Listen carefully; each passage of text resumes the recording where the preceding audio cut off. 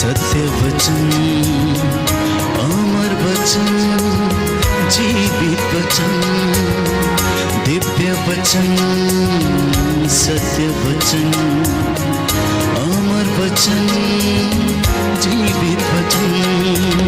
साई दा बामा बनी दा बामा बगरे सा निरे सा निरे सा निरे सा निरे सा। दिव्य वचन, सत्य वचन, अमर वचन, जीवित वचन, दिव्य वचन,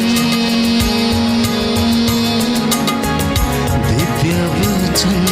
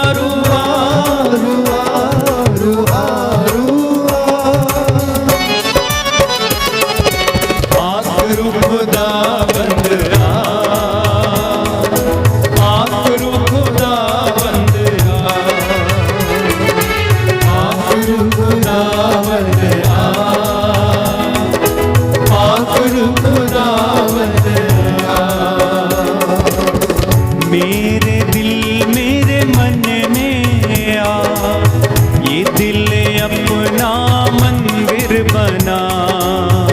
मेरे दिल मेरे मन में आ, ये दिल अपना मंदिर बना। मेरे दिल मेरे मन में आ, ये दिल अपना मंदिर बना।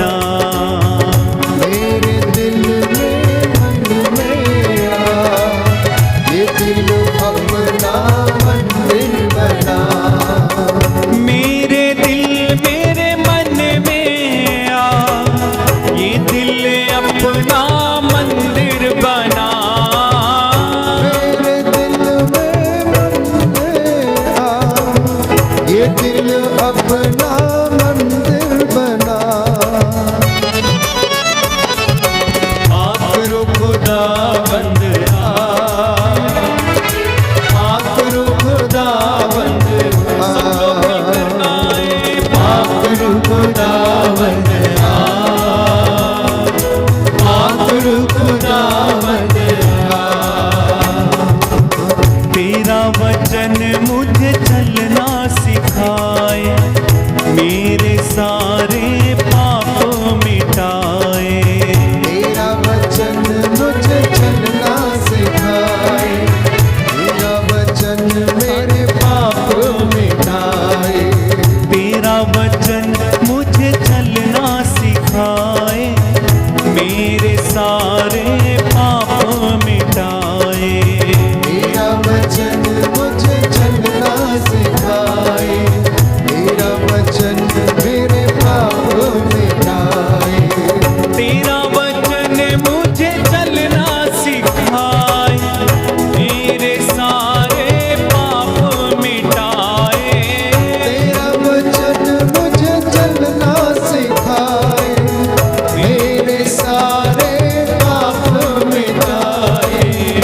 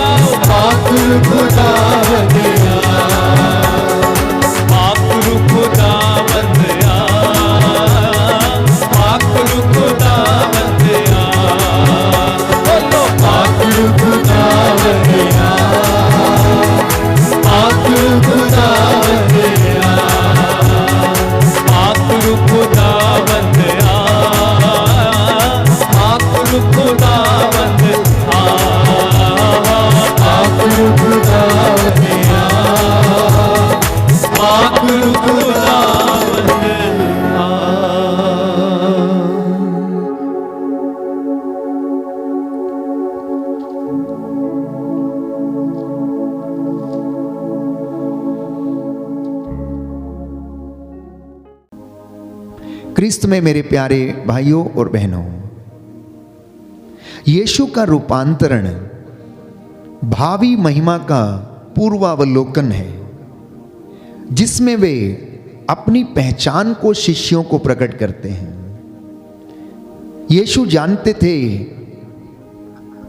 कि उन्हें अनेक प्रकार की यंत्रणाएं दी जाएंगी। यीशु को मालूम था कि उन्हें जल्लादों के हवाले होना पड़ेगा। जल्लाद उन पर कोड़े बरसाएंगे, चेले डर के मारे भाग जाएंगे, विचलित हो जाएंगे। प्यारे भाइयों और बहनों, चेलों को ढारस बंधाने के लिए स्वर्ग राज्य में जो महिमा प्रकट होने वाली है उसको प्रदर्शित करने के लिए यीशु अपने आप को रूपांतरित करते और चेलों के सामने उस भावी महिमा का दृश्य रखते हैं। क्रिस्त में मेरे प्यारे भाइयों और बहनों, प्रभु यीशु का रूपांतरण आध्यात्मिक जीवन के रूपांतरण की ओर संकेत करता है। जब हम प्रभु की हुजूरी में बैठते हैं, जब हम उसके साथ आते हैं, जब हम उसके पवित्र भवन में एकत्र हो जाते हैं, जब हम उसके सानिध्य में बैठते हैं, तो मुझे और आपको भी रूपांतरित होने की आवश्यकता है। हमारी स्पिरिचुअल लाइफ में ट्रांसफॉर्मेशन होने की आवश्यकता है। जब आप किसी साधना में जाते हैं, जब आप किसी पवित्र आराधना में भाग लेते हैं, जब आप चंगाई प्रार्थना का हिस्सा बनते हैं, जब आप प्रेज एंड वर्शिप का हिस्सा बन जाते हैं, तो उस वक्त ये महिमा आपके परिवार में, शरीरों में और आत्माओं में प्रकट होनी चाहिए। Hallelujah, hallelujah. हे प्रभु यीशु, हे प्रभु यीशु, मेरे विचारों को, मेरे विचारों को, मेरे मन को, मेरे मन को, मेरी आत्मा को, मेरी आत्मा को रूपांतरित कीजिए। रूपांतरित कीजिए। Hallelujah, hallelujah, hallelujah, hallelujah. तो हम जानते हैं कि इन सारी बातों से होकर गुजरने के लिए प्रभु यीशु अपने आप को पिता के नजदीक रखते थे। हम सुसमाचारों में सुनते हैं कि प्रभु यीशु ने जो महत्वपूर्ण कार्य थे वो पर्वतों के ऊपर किए। कलवरी के ऊपर उन्होंने दुख सहन किया, क्रूस पर चढ़ाए गए, पर्वत पर बैठकर उन्होंने प्रवचन दिया। 40 रात और 40 दिन उन्होंने एक पहाड़ी के ऊपर जाकर उपवास और प्रार्थना में बिताए। अगर उनकी सेवकाई में हम देखें तो ईसा आदत के अनुसार कहां जाते थे? एकांत में पहाड़ी पर चला जाया करते थे।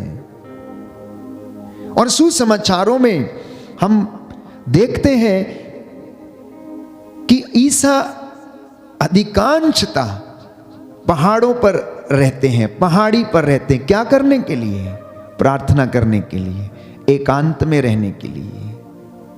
पहाड़ी पर होना इस बात की ओर संकेत करता है, क्योंकि पहाड़ ऊंची जगह पर है तो हम पिता के नजदीक रहते हैं, ईश्वर के नजदीक रहते हैं।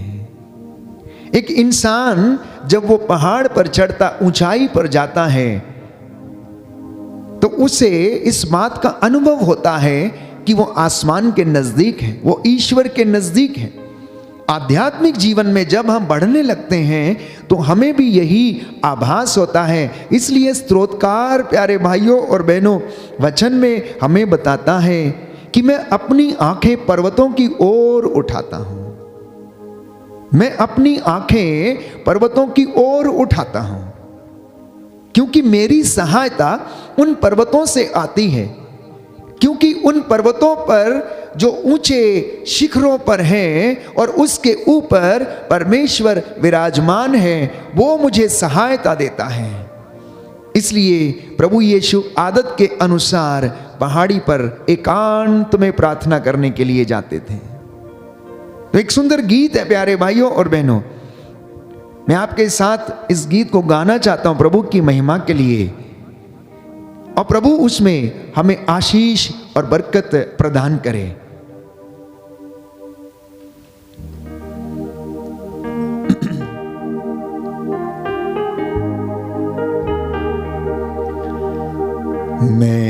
आंखें अपनी पर्वत की ओर उठाता हूँ,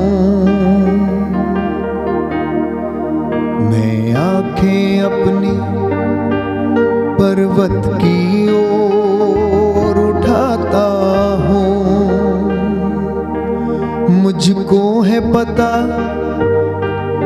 सहायता वहीं से आती है, मुझको है पता सहायता वहीं से आती है। मैं आंखें अपनी पर्वत की ओर उठाता हूँ, मैं आंखें अपनी पर्वत की ओर उठाता हूँ।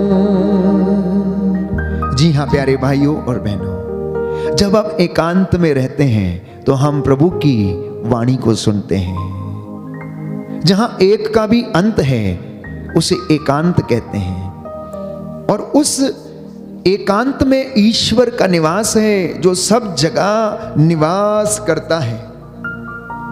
इसलिए प्रभु ये कहता है कि तुम मेरी वाणी को सुनो और तुम अपने आप को बदल डालो, तुम अपना आचरण सुधार लो और मैं तुम पर दया करूंगा। जब ईश्वर के ये वचनों को हम सुनते हैं, यूहन्ना के पहले पत्र अध्याय 4 पद संख्या 4 में हम पढ़ते हैं कि बच्चों तुम ईश्वर के हो और ईश्वर की संतान पाप नहीं करती हैं। प्रभु की वाणी आकाश से सुनाई पड़ी, ये मेरा प्रिय पुत्र है और तुम इसकी सुनो। जब हम इन बातों को ग्रहण करते हैं, सुनते हैं, तो ये हमें ढारस देती हैं, विश्वास पैदा करती है हमारे जीवन में। ये हमें उस प्रेम का अनुभव कराती हैं जो यीशु के जीवन में पिता ईश्वर ने उनको वो प्रेम का अनुभव दिया जब वो उस पहाड़ी पर जाते और पिता से कनेक्ट हो जाते थे। तो माउंटेन एक्सपीरियंस जो है ये हर एक विश्वासी के जीवन में होना चाहिए। अब आप कहेंगे फादर हम इस वक्त पहाड़ों पर कहाँ जाएं? आप जिस घर में बैठे हैं, जिस वेदी के सामने आप प्रार्थना कर रहे हैं, प्यारे भाइयों और बहनों, आपके लिए और मेरे लिए वही वो पर्वत है जहां से हमें सहायता आती है। ये वेदी वो पर्वत है, ये वेदी प्यारे भाइयों और बहनों वो जगह है जहां से परमेश्वर का पुत्र यीशु मसीह हमें अपना रूपांतरित शरीर और महिमा में शरीर का दर्शन कराता है। और यदि कोई विश्वास में पक्का है, पवित्रताई में है, तो इस महिमा को देखेगा। और जब आप उस महिमा को देख लेंगे, अनुभव कर लेंगे, तो आप रूपांतरित हो जाएंगे। You will be transformed. हमारा मन परिवर्तन हमें रूपांतरण की ओर ले जाता है। हमारा मन परिवर्तन रूपांतरण की ओर ले जाता है। Transformation leads to transfiguration my dear brothers and sisters. मन परिवर्तन, हृदय परिवर्तन, मेटेनोइया जिसे हम कहते हैं चेंज ऑफ हार्ट, ये हमें आध्यात्मिक बदलाव की ओर ले जाता है। तो मैंने आपसे जिक्र किया कि प्रभु यीशु का पर्वतों से अच्छा खासा नाता था। पुरानी व्यवस्था में भी हम पढ़ते हैं प्यारे भाइयों और बहनों कि परमेश्वर ने एक चट्टान से लोगों को पानी निकाला और पिलाया। पुरानी व्यवस्था में हम पढ़ते हैं कि एलिया पर्वतों के ऊपर चला गया, वहां पर उसने जाकर अपने आप को पर्वतों की एक पहाड़ी की दरार में छिपा लिया। वो उसके छुपने की जगह थी।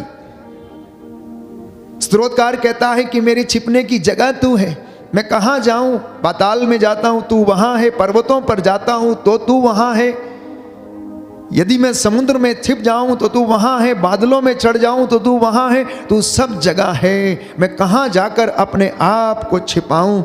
तो यीशु के जीवन में जो महत्वपूर्ण घटनाएं थी प्यारे भाइयों और बहनों, वो गतसमनी बाग में पहाड़ी के ऊपर हुई। यीशु का रूपांतरण पहाड़ी के ऊपर हुआ। यीशु ने 40 रात और 40 दिन उपवास किया, वो पहाड़ी पर किए। क्रूस की यात्रा एवं जो बलिदान थी कलवरी के पहाड़ पर हुई और अपने चेलों को जो महिमा दिखाई वो उन्होंने पर्वत के ऊपर दिखाई। तो मैंने आपसे कहा कि यीशु ने अपनी आने वाली जो महिमा थी उसको रूपांतरण के जरिए चेलों के बीच में प्रकट किया। क्या मैं और आप इस रूपांतरण को कभी अपने जीवन में अनुभव करते हैं या नहीं? क्या हम परमेश्वर के नजदीक आने का प्रयास करते हैं या नहीं?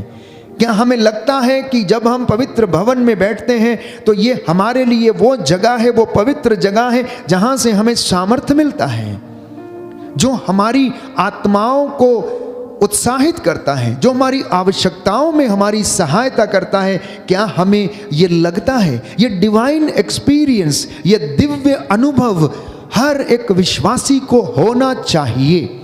जैसे पेतरुस ने, याकूब और योहन ने उस डिवाइन एक्सपीरियंस को देखा, महसूस किया, जैसे उन्होंने उस दिव्य दृश्य को देखा, क्या मैं और आप ऐसे दिव्य दृश्य आराधना के दौरान देख पाते हैं या नहीं?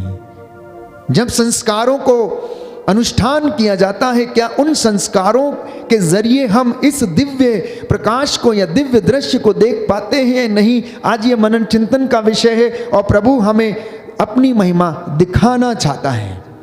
प्रभु हमें अपनी महिमा दिखाना चाहता है। अक्सर हम प्रार्थना करते हैं प्यारे भाइयों और बहनों, लेकिन हम विश्वास नहीं करते हैं कि हमारी प्रार्थना जो है ऊपर जाती है और आशीष लेकर नीचे आती है। इसी तरह से एक बच्चा अपने हाथ में एक छोटी गेंद लेकर खेल रहा था। वो जोर जोर से उसे ऊपर उछालता और उसके बाद उसे कैच करता और अपने हाथ में रखता था। He was throwing the ball up and down, up and down, up and down. एक याजक वहां से गुजर रहा था, एक पुरोहित वहां से गुजर रहा था और उसने बालक को देखा और उससे पूछा, तुम क्या कर रहे हो? तुम ये गेंद बार बार ऊपर फेंकते हो और नीचे आती है तो उसे कैच करते हो, आखिर तुम कर क्या रहे हो?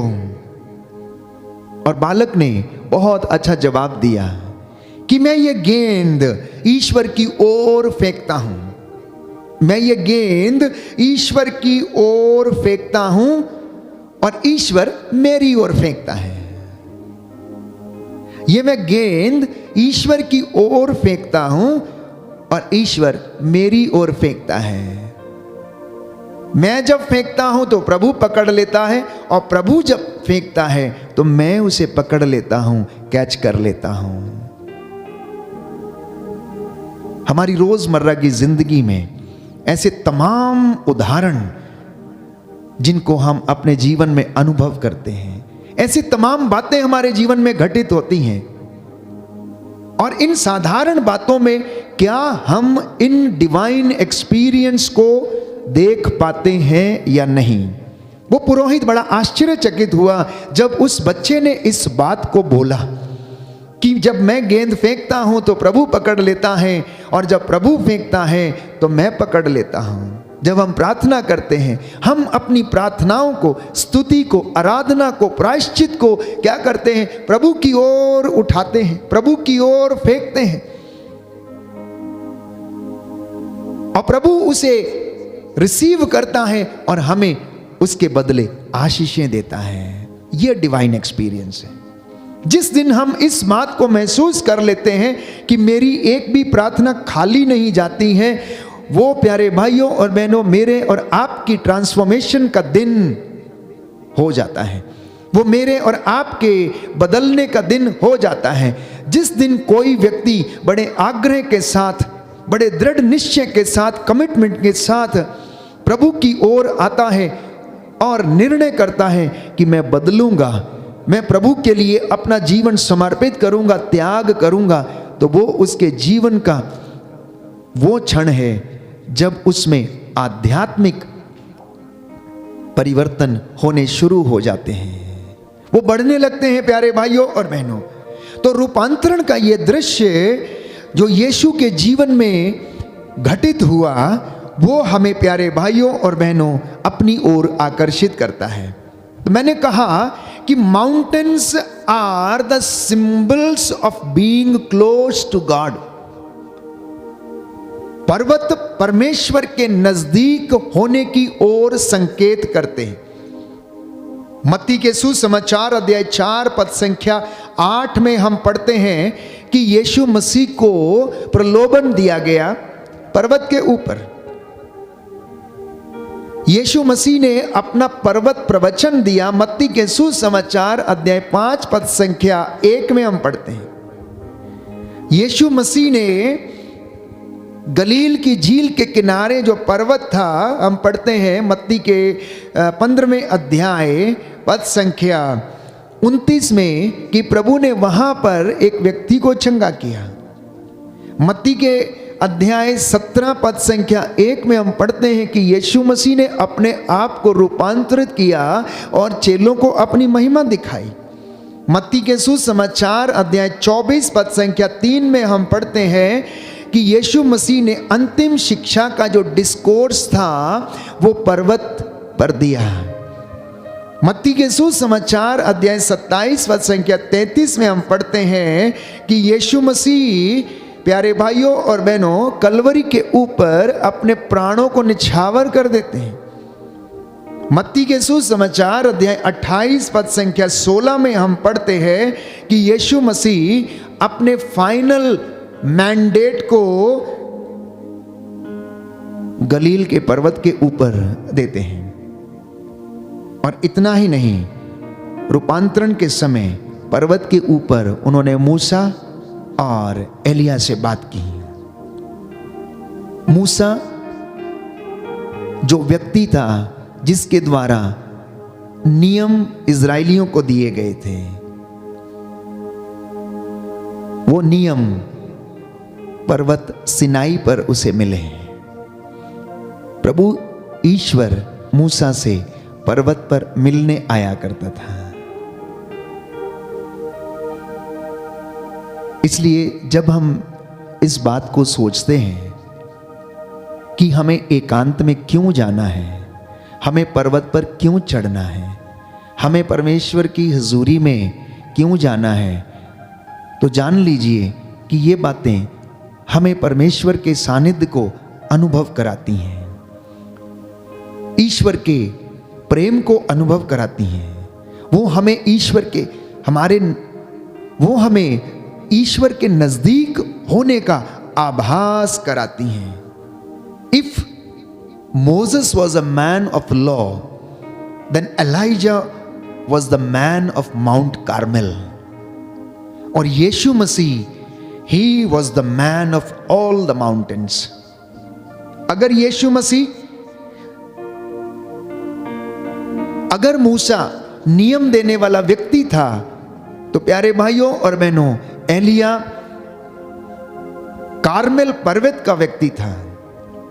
और अगर ये दोनों पर्वतों के व्यक्ति थे, तो प्यारे भाइयों और बहनों यीशु मसीह सभी पर्वतों का व्यक्ति था, क्योंकि उसके सारे काम जो थे वो प्यारे भाइयों और बहनों प्रभु ने पर्वतों पर संपन्न किए, क्योंकि वो पर्वतों पर परमेश्वर से जुड़ा रहता था।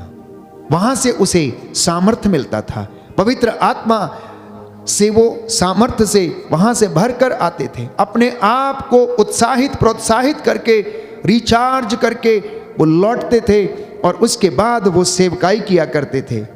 इन बातों को करने के लिए हमें किस चीज की आवश्यकता है? हमें पवित्र आत्मा में चलने की आवश्यकता है, पवित्र आत्मा के सामर्थ्य में रहने की आवश्यकता है। तो गलातियों के पत्र अध्याय 5 पद संख्या 16 में हम पढ़ेंगे कि आप लोग आत्मा की प्रेरणा के अनुसार चलेंगे तो शरीर की वासनाओं को तृप्त नहीं करेंगे, तब आप आत्मिक बातों में बढ़ने लगेंगे।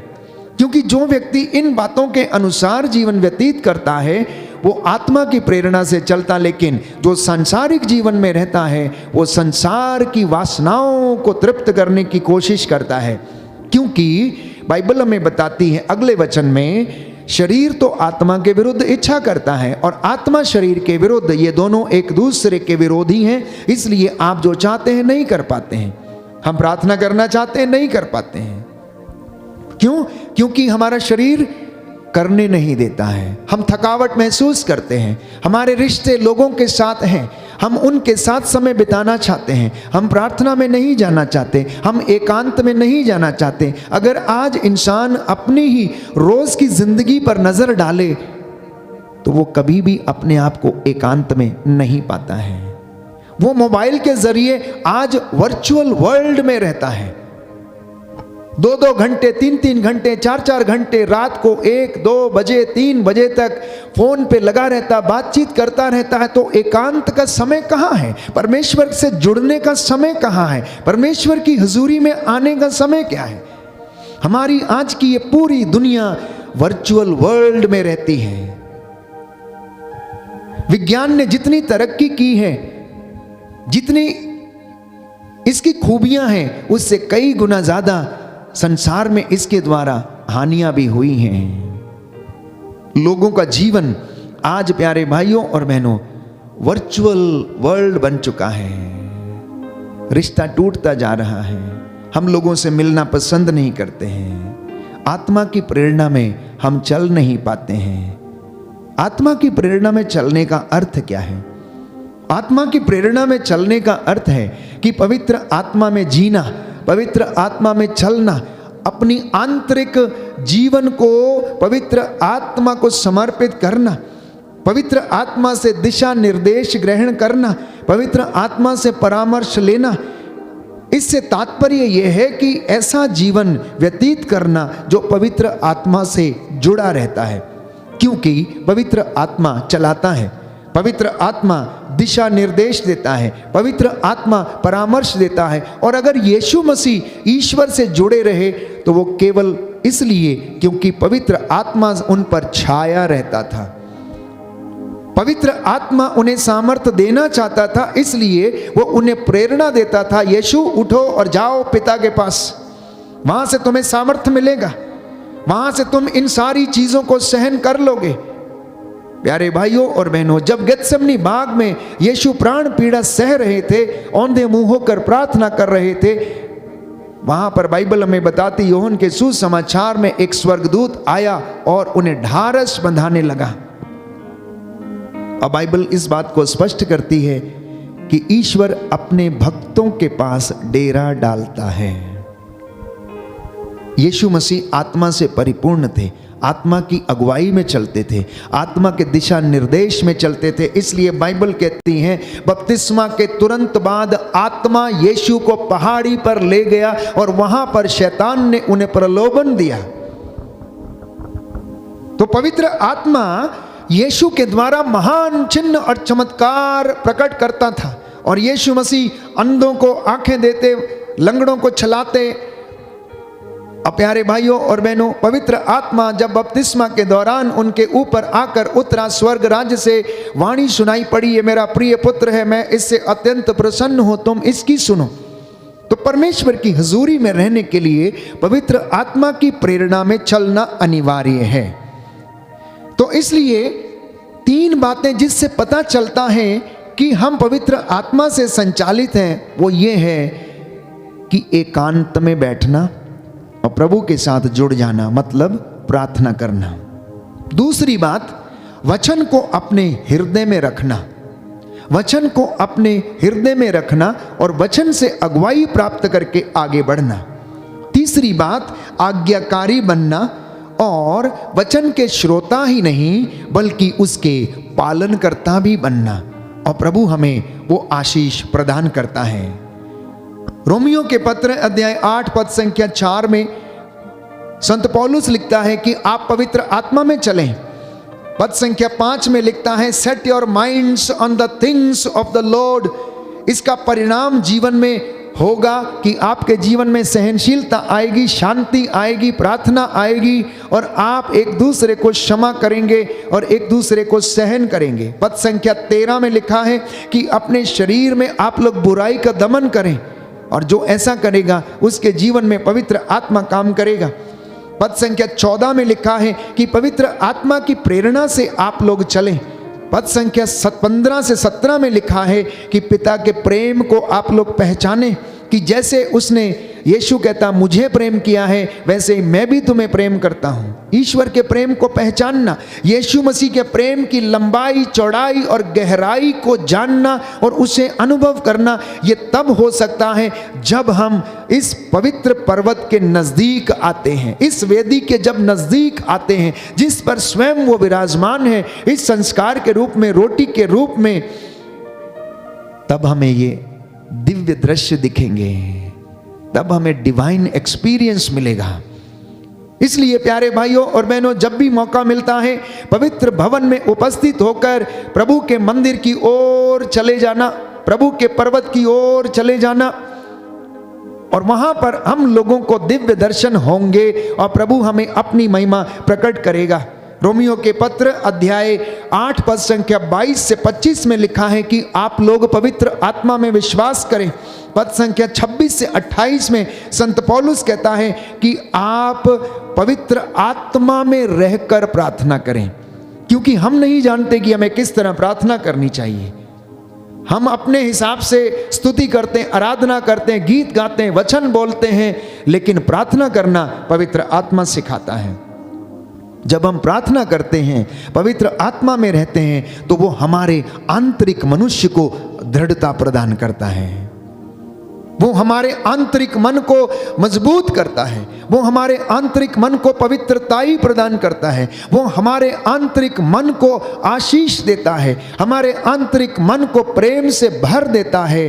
और जब हमारे अंदर से वो भाव निकलते हैं प्यारे भाइयों और बहनों, तो उनसे परमेश्वर की महिमा होती है। Hallelujah, hallelujah. यीशु की स्तुति हो, यीशु की स्तुति हो, यीशु को धन्यवाद, यीशु को धन्यवाद, यीशु की आराधना हो, यीशु की आराधना, यीशु की महिमा हो, यीशु की महिमा हे हो। प्रभु यीशु, हे प्रभु मैं यीशु, विश्वास करता हूँ मैं विश्वास करता हूँ आप हमारे बीच में हाजिर हैं। आप हमारे बीच में हाजिर हैं। हे प्रभु यीशु, हे प्रभु यीशु, हमारे आध्यात्मिक जीवन को हमारे आध्यात्मिक जीवन को परिवर्तित कर दीजिए। परिवर्तित कर दीजिए। Hallelujah, hallelujah. हे प्रभु यीशु, हे प्रभु यीशु, आप बढ़ते जाएं आप बढ़ते और जाएं मैं घटता जाऊं। और मैं घटता जाऊं। Hallelujah, hallelujah, hallelujah. हालेलुया। तो एक विश्वासी के जीवन में त्याग, पवित्रता, विश्वास, विनम्रता, इनका होना अत्यंत आवश्यक है। और एक मुख्य बात, इन सब को प्राप्त करने के लिए हम बस उसकी उपस्थिति में रहें। पेतरुस ने कहा, प्रभु हमारे लिए कितना अच्छा है यदि हम 3 तंबू यहां पर खड़ा कर दें और यहीं पर रहें। उसने उस आनंद को अनुभव किया, उसने उस प्रेम को अनुभव किया। जब यीशु रूपांतरित हो गए तो वह महिमा प्रकट हो रही थी, वो स्वर्ग राज्य का नजारा था, वो स्वर्ग राज्य का एक दृश्य था। आने वाली महिमा को यीशु ने प्रकट किया और पेतरुस कह उठा कि यहां होना तो हमारे लिए बहुत अच्छा है, बहुत अच्छा है। आज प्रभु से कहना कि प्रभु आपकी हजूरी में मैं सदा रहूं, मेरा घर आपकी उपस्थिति में सदा बना रहे, इस बात के लिए मैं आपसे प्रार्थना करता हूं। प्रभु तेरी महिमा मेरे बच्चों के जीवन में प्रकट हो जाए। आप में से बहुत सारे लोग इस वक्त प्रार्थना कर रहे होंगे जो शायद पीड़ित हैं, कष्ट में हैं, उलझे हुए हैं। तो प्रभु से प्रार्थना करना, वो आपको शांति देगा। आज का दिन इसके लिए धन्यवाद देना, प्रभु हमारे जीवन में अपनी महिमा प्रकट करे।